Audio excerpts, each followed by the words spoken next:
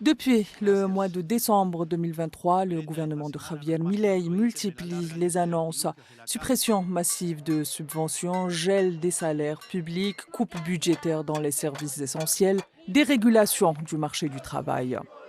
Officiellement, il s'agit de remettre de l'ordre dans une économie en crise. Mais en réalité, ces mesures frappent de plein fouet les classes moyennes et populaires.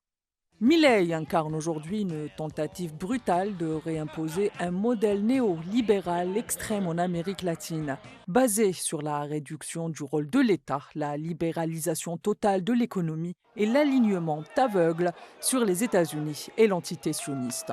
Sa politique est donc marquée par des coupes dans l'éducation, la santé, le transport et les subventions de base, s'inscrivant dans une logique dictée par les créanciers internationaux, au premier rang le FMI, auprès duquel l'Argentine reste lourdement endettée. Ce retour de l'austérité sous sa forme la plus violente réactive des mémoires douloureuses des années de privatisation qui ont suivi les mouvements putschistes en Amérique latine.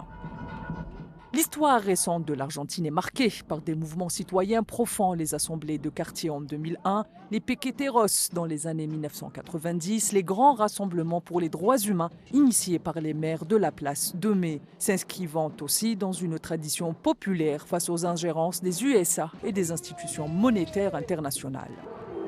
Au-delà de ces frontières, la mobilisation argentine s'inscrit dans un contexte régional plus large. L'Amérique latine est depuis des décennies le théâtre de tensions constantes entre souveraineté populaire et pression extérieure, en particulier des États-Unis. Du Chili, d'Allende renversé en 1973, à la tentative de coup d'État contre Evo Morales en Bolivie en 2019, le coup d'État institutionnel contre la présidente du Brésil, Dilma Rousseff, en passant par des sanctions contre Cuba ou le Venezuela, l'objectif est toujours le même: neutraliser les expériences populaires, freiner l'intégration régionale et garantir l'accès aux ressources stratégiques aux multinationales, notamment le gaz, le pétrole et le lithium.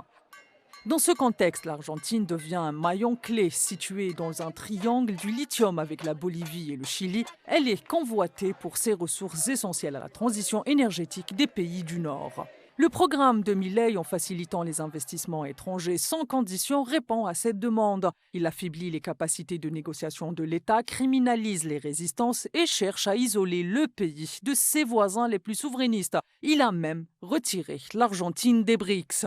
Face à cette offensive, la rue argentine oppose une résistance enracinée, héritière des luttes contre la dictature, contre les dictats du FMI, contre les coups d'État et les humiliations imposées au Sud. Et elle retrouve aujourd'hui sa voix.